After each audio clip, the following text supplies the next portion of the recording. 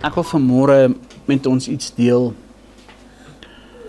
wat persoonlik vir my baie beteken. En ek hoop vanmôre dat dit vir julle ook iets sal beteken. En as jy jou Bybel vanmôre het, maak hom vir ons oop daar in die boek van Johannes. Johannes in die 9de hoofstuk. Johannes hoofstuk 9. Ek wil vanmôre 'n bietjie met ons gesels oor die spoeg van blindheid. Die spoeg van blindheid.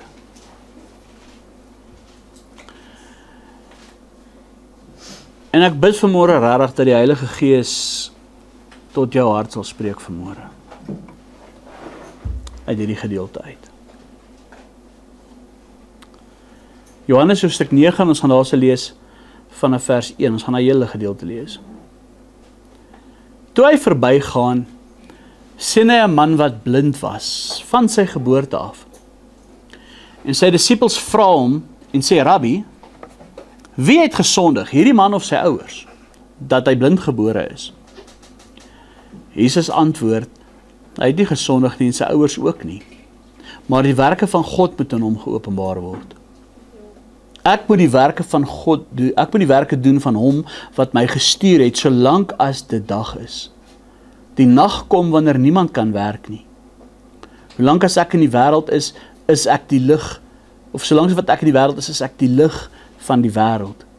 En toe hy dit gesê het, spieg hy op die grond en maak klei van die spieg en smeer die klei aan die oë van die blinde man. En sê vir hom, gaan was jou in die badwater Siloam, wat vertaal word uitgestuur. En hy het gegaan en hom gewas. En hy het siende teruggekom. Die bure dan, en die wat hom vroeër gesien het, dat hy blind was, sê toe, is hy nie die een wat gesit en bedel het nie? Ander sê, dit is hy. Ander weer, hy lyk na hom. Hy antwoord, dit is ek. Hulle sê vir hom, hoe is jou oë geopen? Hy antwoord en sê, die man wat Jesus genoem word, het klei gemaak en op my oë gesmeer, het vir my gesê, gaan na die badwater Siloam en was jou. En ek het gegaan en my gewas en ek sien. En hulle sê vir hom, waar is hy? Hy antwoord, ek weet nie. Hulle bring hom toe na die Fariseërs, die man wat vroeër blind was. En dit was Sabbat, toe Jesus die klei gemaak en sy oë geopen het.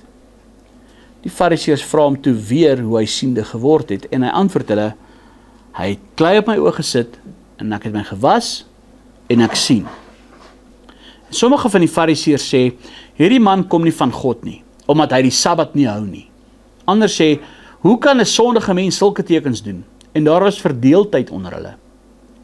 Weer sê hulle vir die blinde man, jy, wat sê jy van hom, aangesien hy jou oë geopen het? En hy antwoord, hy is 'n profeet.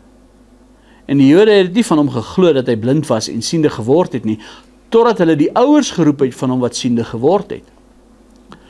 Hulle vra hulle en sê, is dit julle seun van wie julle sê dat hy blind gebore is? Hoe sien hy dan nou? Sy ouers antwoord hulle en sê, ons weet dat hy ons seun is en dat hy blind gebore is. Maar hoe hy nou sien, weet ons nie. Of wie sy oë geopen het, weet ons nie. Hy is self oud genoeg, vra hom. Hy sal vir homself praat. Dit het sy ouers gesê omdat hulle bang was vir die Jode, want die Jode het al ooreengekom dat as iemand hom as die Christus bely, hy uit die sinagoge geban sou word. Daarom het sy ouers gesê, hy is oud genoeg, vra hom. Hulle roep toe vir die tweede keer die man wat blind was, en sê vir hom, gee aan God die eer. Ons weet dat hierdie man 'n sondaar is. En hy antwoord en sê, of hy 'n sondaar is, weet ek nie. Een ding weet ek, dat ek blind was en nou sien. En hulle sê weer vir hom, wat het hy vir jou gedoen? Hoe het hy jou oë geopen? Hy antwoord hulle, ek het julle dit al reeds gesê, en julle het nie geluister nie. Waarom wil julle dit nou weer hoor? Julle wil julle nie ook tog sy disippels word nie? Hulle skel hom toe uit en sê, jy is 'n disipel van daardie man, maar ons is disipels van Moses. Ons weet dat God met Moses gespreek het, maar wat hom betref, ons weet nie van waar hy is nie. Die man antwoord en sê vir hulle, hierin is tog iets wonderliks, dat julle nie weet van waar hy is nie. En hy het my oë geopen. En ons weet dat God nie sondaars verhoor nie, maar as iemand godsvreesend is en sy wil doen, die verhoor hy. So wat sê eintlik vir hulle? Julle sê hy is 'n sondaar, wel, Van ouds af is dit nie gehoor dat iemand die oë van die blindgebore mense geopen het nie. As hy nie van God was nie, sou hy niks kan doen nie. Hulle antwoord en sê vir hom, jy is heeltemal in sondes gebore en leer jy ons? En hulle het hom uitgeban. Jesus het gehoor dat hulle hom uitgeban het. En toe hy hom kry, sê hy vir hom, glo jy in die Seun van God? Hy antwoord en sê, wie is hy, Here, dat ek in hom kan glo? En Jesus sê vir hom, jy het hom gesien. En hy wat met jou spreek, dit is hy. Toe sê hy, ek glo, Here, en hy het hom aanbid. En Jesus sê, tot 'n oordeel het ek in hierdie wêreld gekom, sodat die wat nie sien nie mag sien, en die wat sien blind mag word.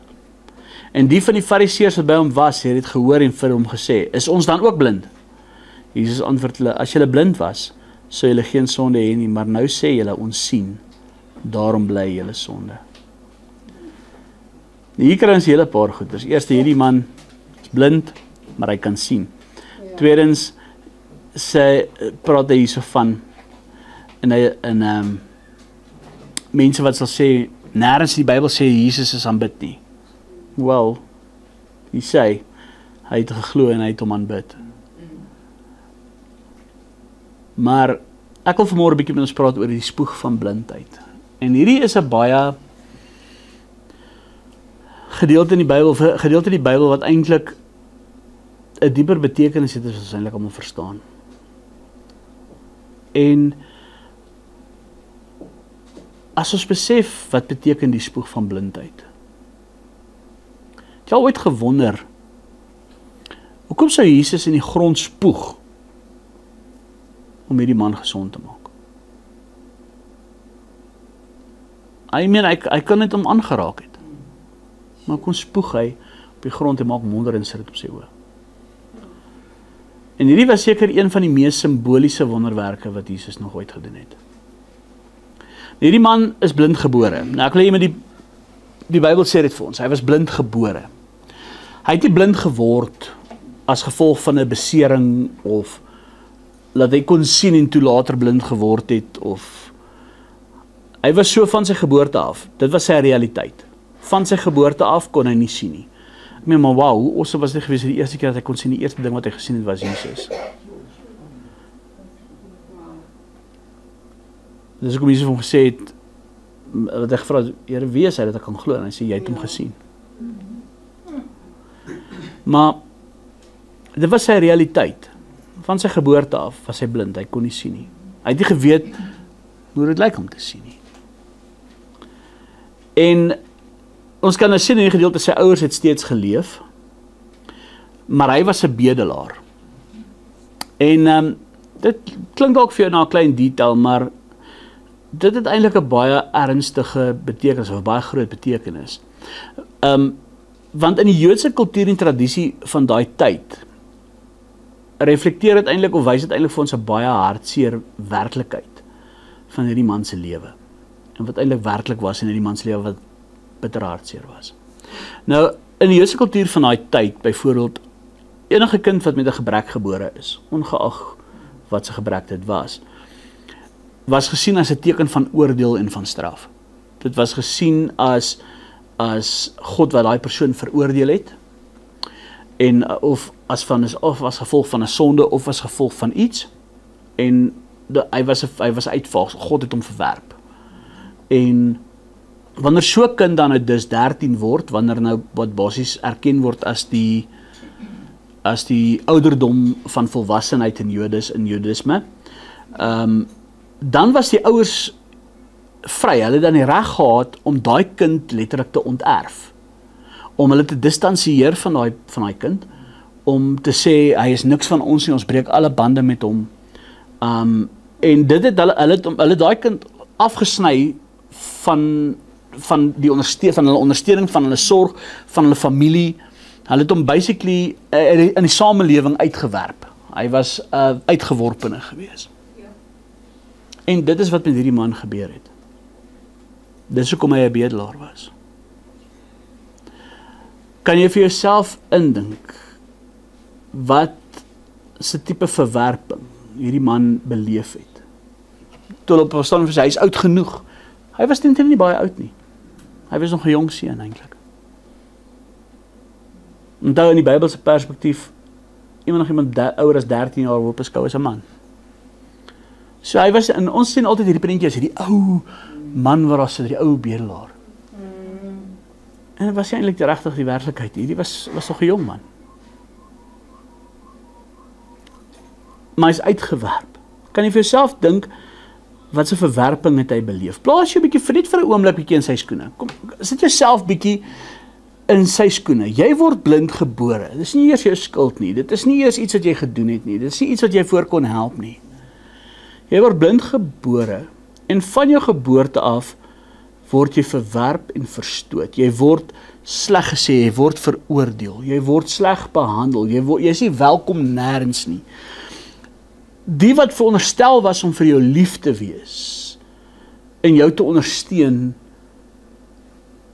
hulle smyt jou uit soos 'n ou lap. Hulle verneder jou, hulle beledig jou, hulle wil niks met jou te doen hê nie.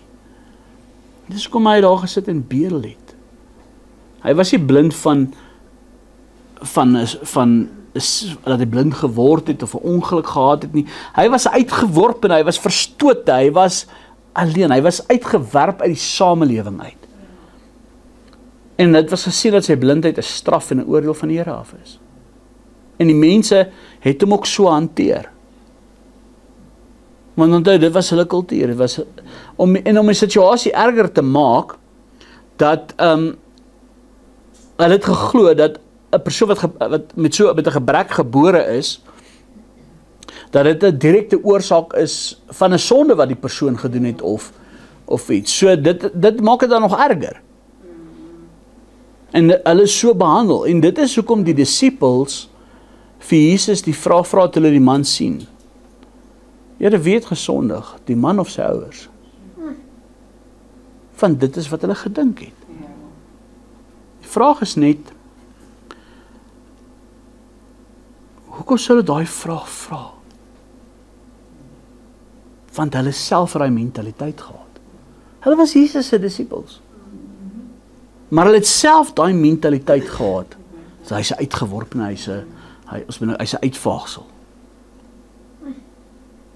Dink vir jouself, hierdie blinde man, met wat se stigma het hy geleef? Dink vir jouself, hoe dit sy identiteit beïnvloed het, van geboorte af. Hierdie man, wat uitgewerp is, hoe dit hom beïnvloed? Wat het hy beleef elke liewe dag van sy lewe? En dan nog 'n kulturele ding wat ons moet verstaan van daai tyd, is die diepte van sy situasie. In daai tyd, die simbool om jou minagting te wys, om te wys iemand is verag of hy's 'n uitvaagsel of hy word verwerp, is om as iemand so 'n persoon toekom of op hom so 'n persoon afkom, om hom te spoeg of voor hom op die grond te spoeg as 'n teken van hulle minagting. So, kan jy vir jouself dink, hoe moes die klank van 'n gespoeg nie net vir hierdie man geklink het nie? Elke keer as hy hoor, iemand kom verby, hoor hy hoe spoeg hulle. En hy hoor hoe tref die spoeg die grond. En elke keer herinnerend om het, en het bring het voor hom, jy's niks werd. Jy's 'n gemors. Jy's 'n loser. Jy's 'n verloorder. Jy's nie geliefd nie. Jy moes nie eens hier gewees het nie. Kan jy vir jouself dink sy normaliteit? Vir hom was dit 'n normaliteit. Elke iemand met wie hy wil praat, as hy gebeur het vir geld, word hy eers gespoeg. En dit was die reaksie van elke mens. Elke keer wanneer hy spoeg hoor, wat het deur sy kop gegaan? Elke opmerking wat aan hom gemaak is, elke belediging, elke keer dat hy vervloek is, elke skelwoord, elke afbreking, elke vernedering, elke veroordeling, hy het dit elke liewe dag beleef. Dit was sy normaliteit. Dit was sy realiteit. Hy het nie liefde of aanvaarding geken nie. Net verwerping. Hoeveel seer dink julle het hierdie man gehad? Hoeveel dink jy het hy homself verwens? Verkeerd dink jy het hy die dood begeer? Verkeerd dink jy het daar gesit? Hoe het hy die lewe beleef? Hoe het hy die lewe ervaar? Terwyl ander normaal aangegaan het, terwyl ander nie eens regtig notisie van hom geneem het nie. Hulle was eers bekommerd oor hom, hulle het nie eens oor hom ge-worry nie. Hulle het nie eens aan hom gedink nie. Hulle is verbygeloop het, hom verneder het, hom gespoeg het.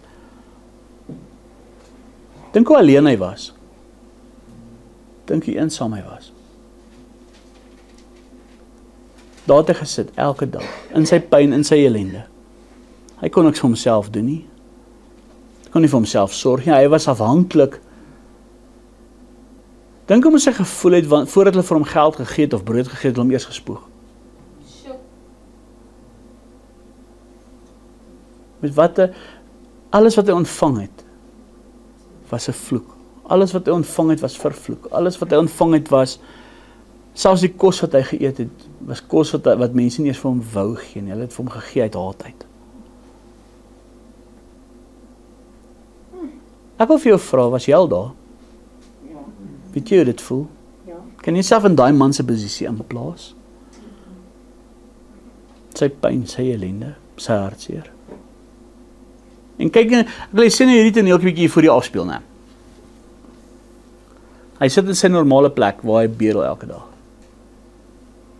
Hy ontvang die vernedering, hy ontvang die verwerping elke liewe dag. Elke wat verbygaan. En hier kom, en hy hoor, hier kom Jesus en sy disippels. En hier, die disippels, hy hoor, die disippels vra. En hy is gewoond aan daai vraag. Here, wie het gesondig, hy of sy ouers? Jy sien, want hulle vra nou hulle hoogs teologiese vraag. Want dis hoe hulle geïndoktrineerd was, dis hoe hulle geleerd was, dis wat hulle tradisie was. Wie het gesondig, hy of sy ouers? Kom ons wees eerlik, is dit nie maar ons kerkmense vir vandag se mentaliteit ook nie. Ons het almal verharde harte. Ons minag baie keer mense. Ons minag baie keer mense oor hulle situasie waarin hulle self bevind. Wat 'n sonde het hy gedoen? Hy verdien wat hy kry.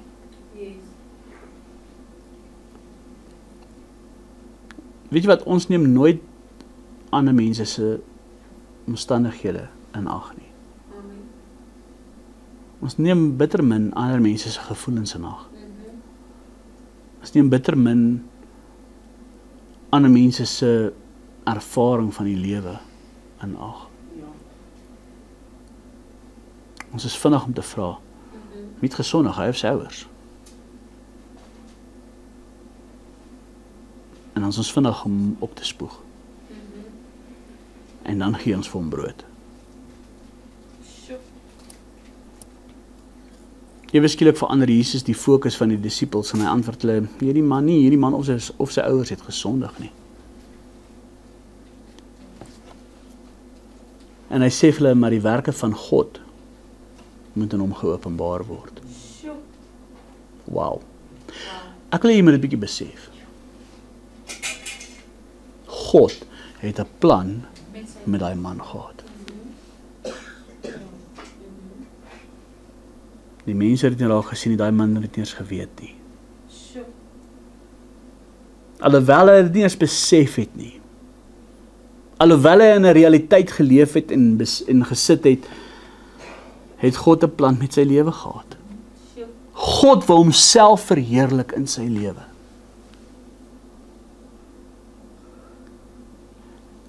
Hierdie man was blind omdat hy 'n getuie sou wees vir die Here. Omdat hy 'n beeld sal wees van God se krag. Amen. En daar doen Jesus iets wat niemand sou verwag het nie. Hy spoeg ook in die grond. En hy maak modder in die spoeg. En vir die buitestanders en verbygangers waar verbygegaan het, hulle het nie eens ag opgeslaan nie. Want vir hulle was dit normaal as iemand hom gespoeg het. Maar Jesus spoeg met 'n ander rede. Hy spoeg. En vir hierdie man, hy hoor Jesus spoeg. Dit is vir my snaaks nie. Maar Jesus maak die modder en hy sit dit op sy oë. En Jesus sê vir hom, gaan was vir jou daar in die bad van Siloam. Die poel van Siloam. Die man doen dit. En sy sig word herstel en vir die eerste keer kan hy sien in sy lewe. Kan jy jou imagine daai man se wat het op daai stadium in daai man se hart, siel en gees gebeur? Kan jy vir jouself imagine, hy het gedink, hy word gespoeg om verneder te word. En ewe skielik kom daai spoeg en maak hom sien. Die spoeg wat eens vir hom 'n simbool van skande was, is nou 'n simbool van God se krag en herstelling. Jy sien, en Jesus stuur eintlik vir ons eintlik 'n baie diep boodskap. Maak nie saak hoe jy verwerp was nie. Maak nie saak hoeveel jy keer verneder was nie. Maak nie saak hoeveel keer jy vervloek was nie. Maak nie saak hoe ver jy geval het nie. Maak nie saak wat mense gesê het nie. Maak nie saak hoe jou sleg gesê het nie. Maak nie saak hoeveel keer jy jou gespoeg het in jou gesig nie. Maak nie saak wat jy verloor het in die lewe nie. Dit maak nie saak hoe die wêreld jou sien nie. Jesus sien jou raak. Hy sien jou raak. En hy sien iets anders in jou as wat die wêreld sien. Hy sien God se krag gaan in jou geopenbaar word. Jy is nie 'n vervloekte nie. Jy is 'n geseënde van die Here. Jy is kosbaar vir hom. Hy het 'n plan in jou lewe. Hy wil hê God se krag moet in jou lewe geopenbaar word en lewend word en kragtig word. Al sien jy nie dit altyd nou noodwendig nou dadelik raak nie. Dit verander niks in die realiteit nie. Jy sien, Jesus vat die simbool van vernedering en hy verander dit in 'n seën. Hy verander daai swakheid in krag. Hy verander dit wat vir hom afgebreek het, wat vir hom 'n simbool was van die wêreld wat hom haat. En Jesus herstel hom. Ek wil vir sê, dit is nie net sy sig herstel nie. Dit is sy hele identiteit herstel. Dit is sy hele menswees herstel. Kan jy vir jouself imagine? Jy sien, Jesus kom en hy wys eintlik hierso vir almal, hy wys vir die Jode, hy wys vir die Fariseërs, hy wys vir al daai mense, vir sy disippels. God se liefde, sy genade. Klou nie vas in kulturele en menslike stigmas nie. Klou nie vas aan menslike tradisies en kerktradisies en menslike oorlewering en menslike oortuigings nie. Hy wys eintlik vir die mens, hou jy op om God te speel.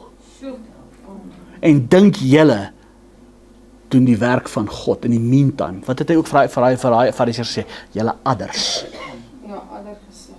Hoe sal julle die toren van die hel ontvlug? Ek wil vir jou sê, maak nie saak wie jy is nie, wat met jou gebeur het nie, wat jy gedoen het nie. Maak nie saak wat in jou verlede gebeur het nie. Jou lewe en jou siel is kosbaar vir die Here. Wat 'n foute jy ook al begaan het, Jesus het juis gekom om gebreektes weer te herstel. Hy het juis gekom om sondaars tot bekering te roep. Hy het gekom om weer blindes te laat sien, dooies weer te laat lewe, siekes te genees. Waar ander 'n vervloeking gesien het, waar daar gesit het by die poort, het Jesus 'n geleentheid gesien vir God se heerlikheid om geopenbaar te word. Jy sien, ons het hierdie mentaliteit om te dink God sien ons ook dieselfde as wat die wêreld ons sien. Hoe baie van ons dra elke liewe dag, net soos daai man, daai las saam met ons, van verwerping, van vernedering, van afbreeking. Jy voel so totale mislukking, voel asof jou wêreld nie sens maak nie. In die wêreld se oë, jou lewe is vol hartseer, vol seerkry, vol bespotting, jy word geboelie, vol veragting. Jy word gesien as 'n verloorder.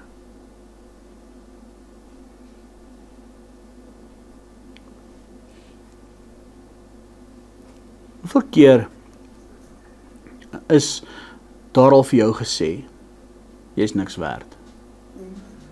Jy is nie goed genoeg nie. Jy is 'n verloorder. Hoeveel keer het jy al gedink, God kan jou nie lief hê nie. Hoeveel keer het jy al gedink, God is nie lief vir jou nie. Hoeveel van ons word nog in ons lewe, al het jy jou lewe vir die Here gegee, nog geïdentifiseer met die verlede. Jou tekortkominge, jou omstandighede. Word geoordeel oor omstandighede buite jou beheer.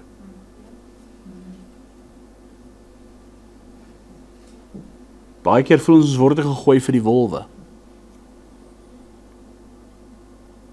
Ons voel baie male vergete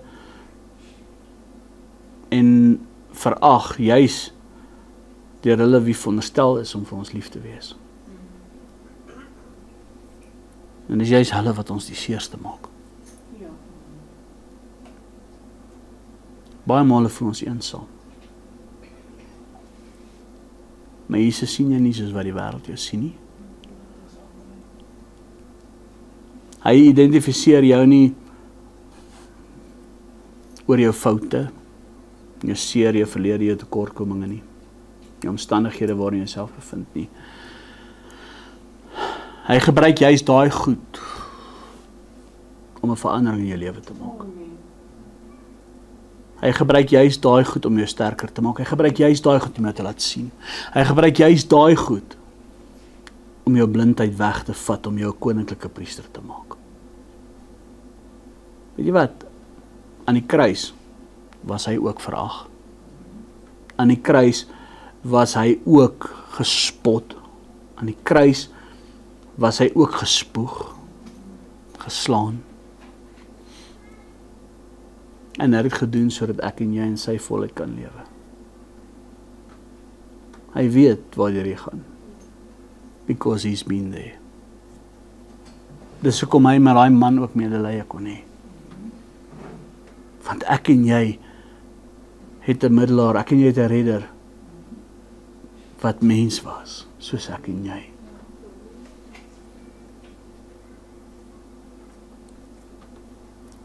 Maar vanmôre vir jou sê jou swakheid, daai ding waarmee jy sit vandag, is daar om God se werk in jou lewe te openbaar. God se krag sal in jou swakheid volbring word.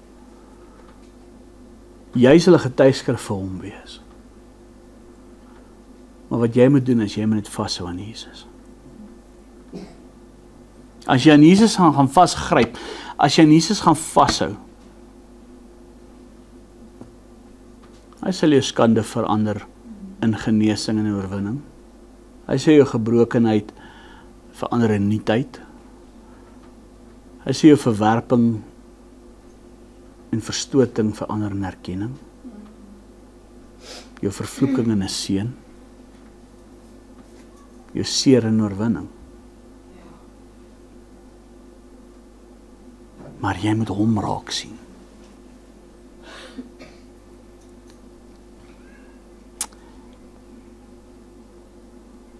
Dink 'n bietjie oor die modder.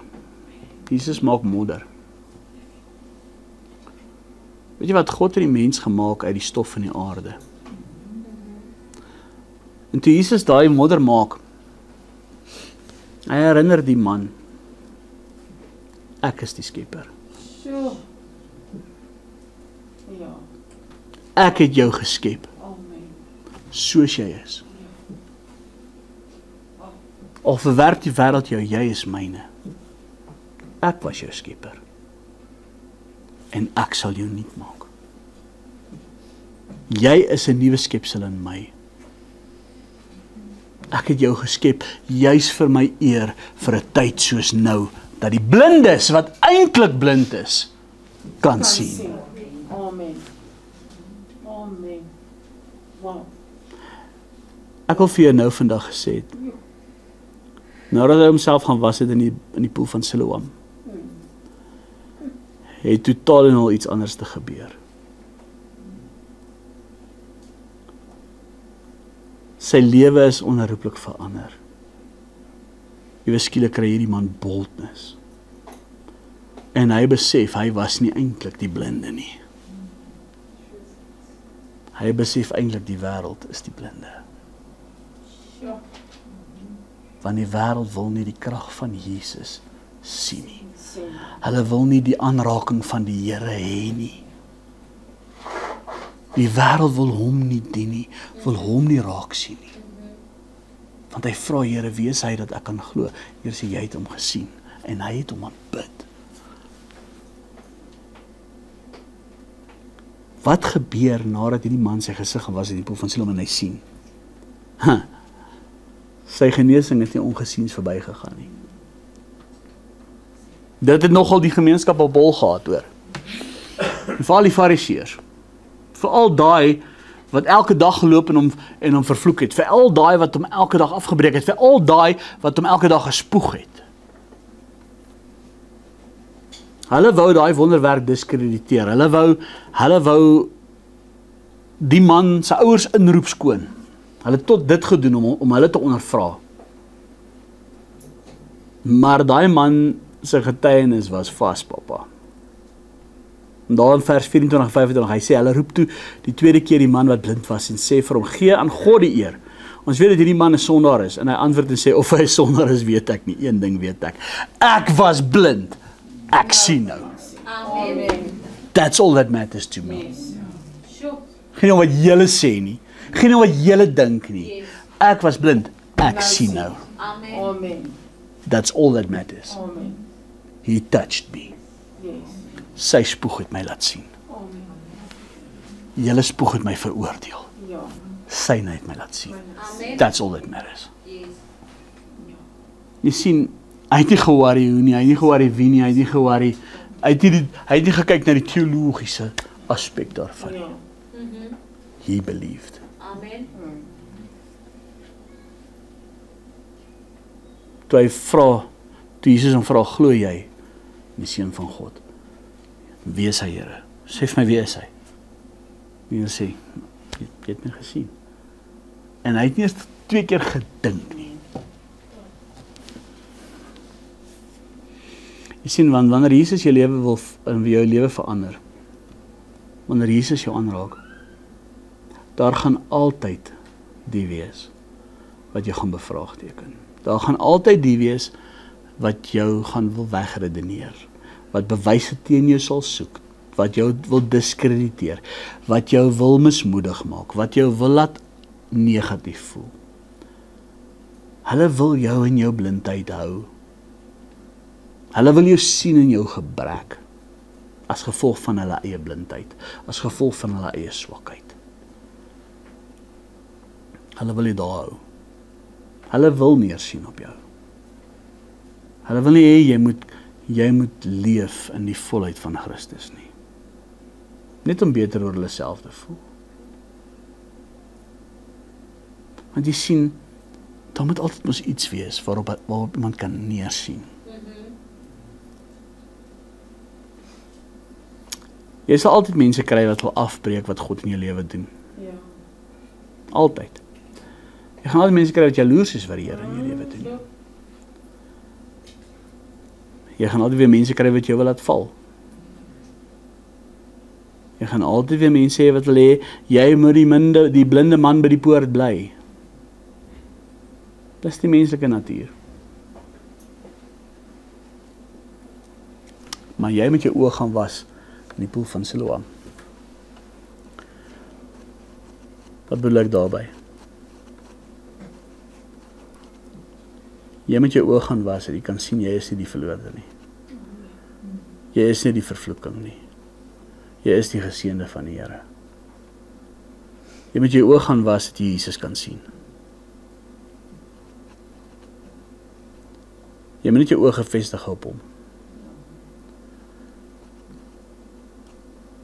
Weet jy wat ons probleem in vandag se tyd, ons hardloop die wedloop, die oog gefestig op die mens. Sjoe. Ons luister na wat mense se opinies is. Wat mense van ons sê, wat mense van ons dink. Ons luister dat mense, hoe mense oor ons redeneer. Dit maak nie saak nie. Wat saak maak, wat sien God in jou? Wat saak maak is, waar vind jy jouself? Waar vind jy jouself? Fokus jy op Jesus? Jy sien, God se plan in jou lewe sal volbring word as jy net aan Jesus vashou. Amen. Jy kan ook bold wees.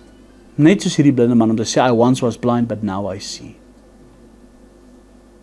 En glo jy vir my, daar gaan mense wil wees wat wil hê jy moet nog steeds blind bly. Wat wil hê jy moet verloor? Hardloop jy net jou oog gefestig op Jesus? Dis wat my so interessant is, die Jesus vir Petrus herstel wat hy vir hom gesê het, en Petrus vra vir hom oor Johannes, hy vra, Here, maar wat van hom? En die Here sê vir hom, wat raak dit jou? Ja. Volg jy my? Sorg dat jy my volg. Vergeet wat mense sê. Vergeet wat mense dink. Vergeet wat mense doen. Want hulle wil hê jy moet dieselfde pad stap as hulle. Jy sien die samelewing van vandag, as jy nie in is nie, dan is jy die uitvaagsel. Ja. As jy nie dink soos wat die wêreld dink nie, Ja. dan is jy verkeerd. As jy nie redeneer soos wat die fariseërs doen nie, As jy nie uit. dan is jy mos die vyand. As jy die vyand, ja. Ek wil vir jou sê, hierdie man het nie 'n saak gehad met die fariseërs nie. Wat doen hulle? Kyk sy boldness. Wil julle ook sy disippels word?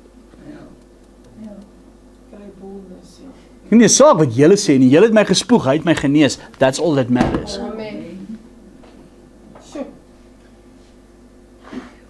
Glo jy vir my?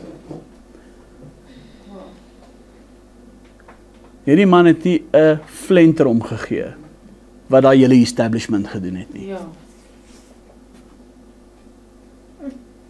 Hy het nie agter hulle aangehardloop om hulle te wil nail nie. Hy het sy lewe geleef en hy het oral gegaan. Hy was 'n getuienis van Jesus. Wie hom ook al wil stil maak, so be it. Weet jy wat, die Here wil, hy wil jou oë open. Hy wil vanmôre ook vir jou sê, hou op om te dwaal in die verlede. Hou op om jou lewe te leef om die mens te behaag. Behaag hom. Jy sien, Jesus spesialiseer om te red en te herstel. Wat ander beskou as waardeloos en gemors en 'n uitvaagsel, vat Jesus daai gebroke stukke en hy maak iets awesome daarmee.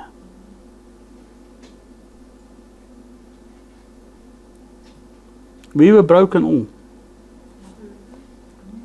but he touched us. Niemand is te ver vir God om te herstel nie. Niemand is te ver vir die Here om te bereik nie. Niemand is te ver verlore om terug te kom nie.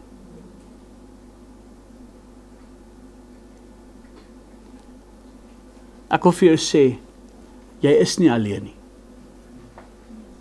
God sien jou. God sien jou. Die Here stap hierdie pad saam met jou. Hy sal jou gebrokenheid verander in iets nuuts. Maar die vraag is jy bereid om aan Jesus vas te hou?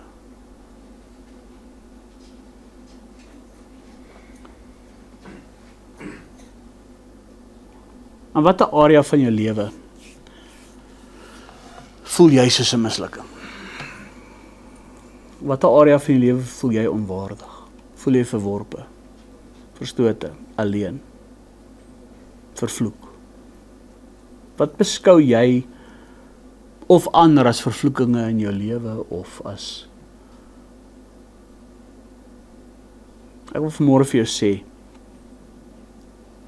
bring vanmôre jou sorge na Jesus toe. Laat hy jou seer vanmôre vat, laat hy jou verlede vat, laat hy jou gebrokenheid vat, en laat hy jou nuut maak vanmôre. All you need is him. Laat Jesus jou verander tot 'n getuienis van God.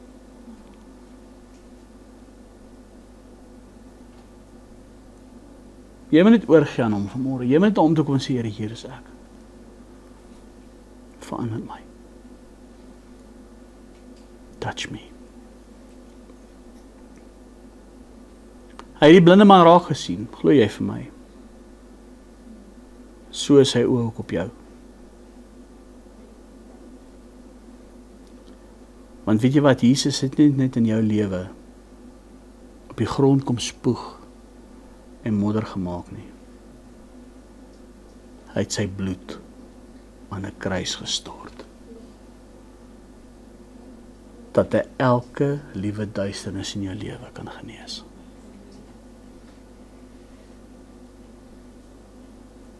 Let the past be the past. As daar mense is wat jy moet vergewe, spreek hy vry. As daar dinge is wat jou terughou, let it go. As daar slegte dinge van jou gepraat is, oor jou gesê is, as jy afgebreek is, verneder is, spreek vry, let it go. Die waarheid is, jy is 'n geseënde van die Here.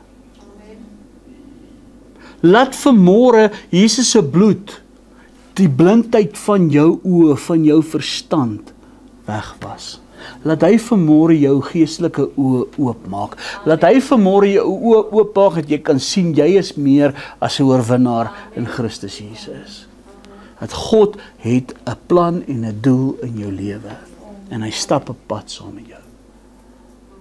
En verheerlik hom daardeur. Let him change you. Amen. Sy bloed was die verlede weg. Was die sonde van die verlede weg. Was die seer van die verlede weg. Sodat jy in 'n nuwe lewe kan wandel. Wat gister gebeur het gebeur, is verby. It's gone. Jy kan vanmôre kies of jy wil gaan was in die poel van Siloam. In die poel van Jesus se bloed. Want weet jy wat? Jou gebrokenheid was betaal aan die kruis. Dis waarvoor sy liggaam gebreek is. Dis waarvoor sy bloed gestort was. Sy liggaam is gebreek. En dis hoekom ons ook vanmôre aan die nagmaal gaan deel. Sy liggaam is gebreek vir ons gebrokenheid. Sy bloed is gestort dat ek en jy kan sien.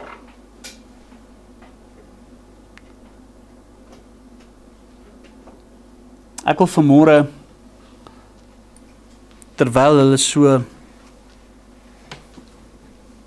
gou vir julle gaan uitdeel, vir die mense op die live ook sê, as jy saam met ons in die nagmaal wil deel, kry vir jou iets om gereedheid te kom. Ek wil vir ons vanmôre lees daar so in 1 Korintiërs hoofstuk 11.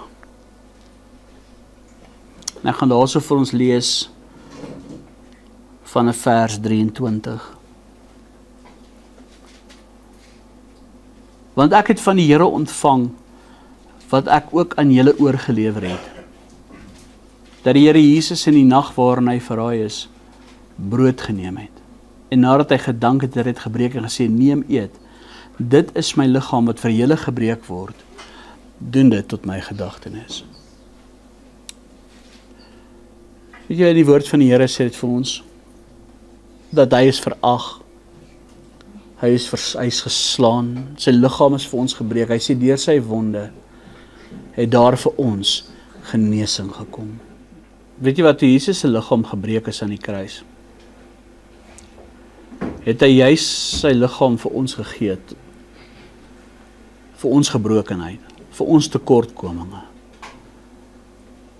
juis vir ons swakhede, juis vir my en vir jou, wat net soos hierdie blinde man, dalk sit met 'n verlede, dalk sit met seer, wat ook al dit mag wees, jou huwelik wat uit mekaar uitval, jou finansies, jou werk, jou kinders, jou huishouding.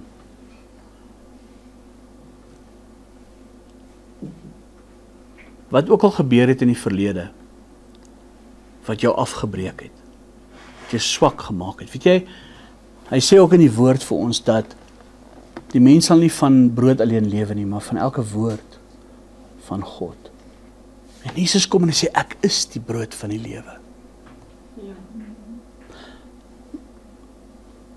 Jy sien, wanneer jy swak is, jy is honger, en jou lewe val uit mekaar uit, hy voed jou. He nourishes you, ek weet nie hoe om dit in Afrikaans te sê nie, maar hy tel jou op, hy maak jou nie, hy versterk jou.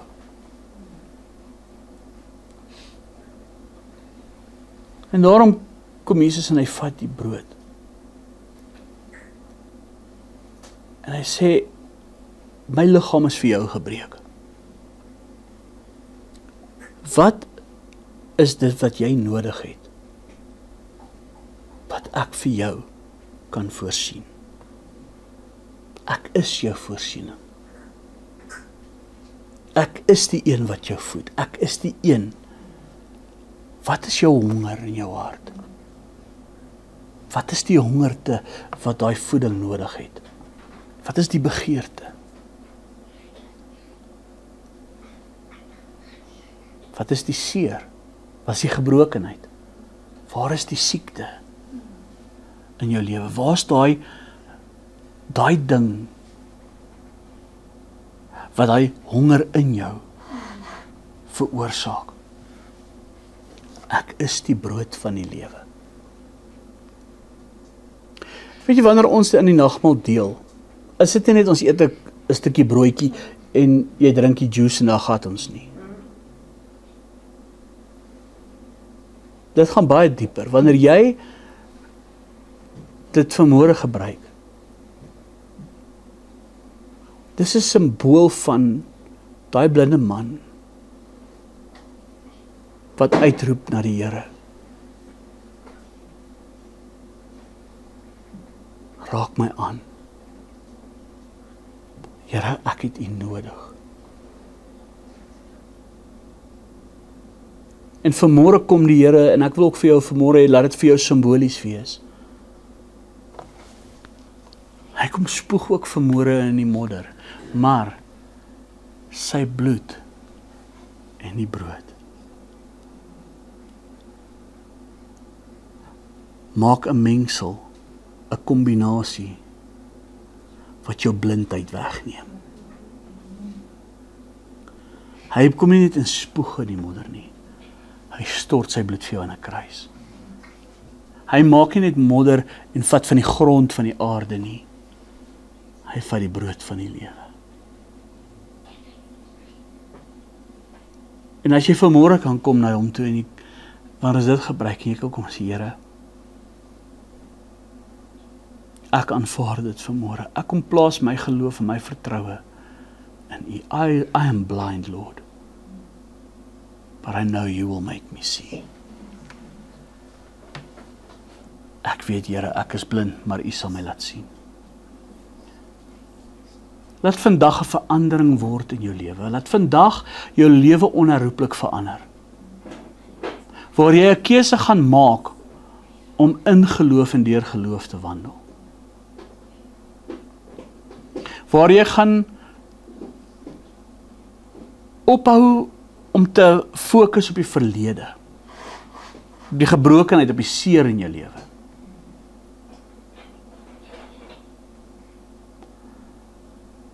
Wanneer ons vanmôre hierdie nagmaal gebruik, kom met opregte hart vanmôre na die Here toe, roep uit vanmôre na Hom en ontvang dit Jy sien, daai blinde man moes opgestaan en hy moes sy gesig gaan was het in die poel van Siloam. Wat sê die Here vir jou? Hy kon daar gebly sit het. Met die modder op sy oor die hele dag. Hy het opgestaan. En hy het gegaan. En daai verlede, daai seer, daai dinge, daai ongeloof, daai het hy afgewas. He was blind. But now he saw. Hoe het hy dit gedoen? Ek worry nie. Ek was blind, maar ek sien nou. Hoe gaan die Here vir jou deurkom? I don't know. I don't know. Maar hy gaan. That's all I know. That's all that matters. Hy sou jou nie los nie. Kom vanmôre na die Here toe. Die Here Jesus het in die nag waarin hy vir hy brood geneem. En nadat hy gedank het, weet jy, en dis 'n ding wat ek nie moet besef, dankbaarheid. Neem eet. Dit is my liggaam wat vir julle gebreek word. Want deur sy wonde het daar vir my en vir jou genesing gekom. Doen dit tot my gedagtenis. Dankie Here, dat U vanmôre na ons toe kom om ons oë te open. Net so ook die beker na die ete met die woorde, hierdie beker is 'n Nuwe Testament in my bloed. Doen dit so dikwels as julle daaruit drink tot my gedagtenis. Want so dikwels as julle hierdie brood eet, hierdie beker drink, verkondig julle die dood van die Here totdat hy kom. Jy sien aan daai kruis het Jesus alles geword wat my en jou tekortkoming was. En hy het uitgeroep, tetelestai. Dit is volbring. Dit sal so wees. It's done. It is finished. Jy moet net opstaan en sien. Here, ons loof en ons eer U vanmôre, want ons is so afhanklik van U. Dankie Here dat U ons vanmôre kom herstel. Dankie Here dat U ons vanmôre kom nuut maak. Seën vanmôre hierdie nagmaal. Laat dit vir ons ook 'n simbool wees, Here, dat U ons raak sien, dat U ons kom verander en kom nuut maak. En wat ook al elkeen van ons, Here, bring vanmôre iets voor die troon, wat ons daar kom neerlê, en ons vra net, Here, take away the blindness, verander ons in Jesus naam. Kom ons as gemeente eet te drink saam.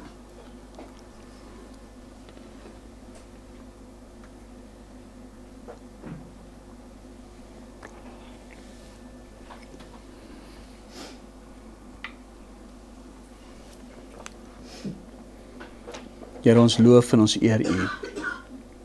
Here, want U is goed vir ons. Here, U maak ons nuut. U vernuwe ons, U gee ons nuwe krag. Dankie dat ons vanmôre net in U teenwoordigheid bietjie kon stil raak. En net kan weet, Here, U leef. En U is met ons. En U stap 'n pad saam met ons. Heilige Gees, sal U vanmôre hierdie woord in ons harte seën. Sal U vanmôre hierdie vir ons 'n werklikheid maak, Here, laat ons net besef, Here, U is 'n werklikheid. Here, daar buite gaan ons baie dinge beleef wat ons geloof wil breek, wat ons negatief maak, wat ons wil laat val. Maar Here, laat ons net aan U sal vashou en net die wedloop sal loop, die oog gefestig op Jesus. Ons nie links of regs sal kyk of wegdwaal nie, maar sal vashou aan U. Seën vanmôre hierdie woord in ons harte in Jesus naam. Amen.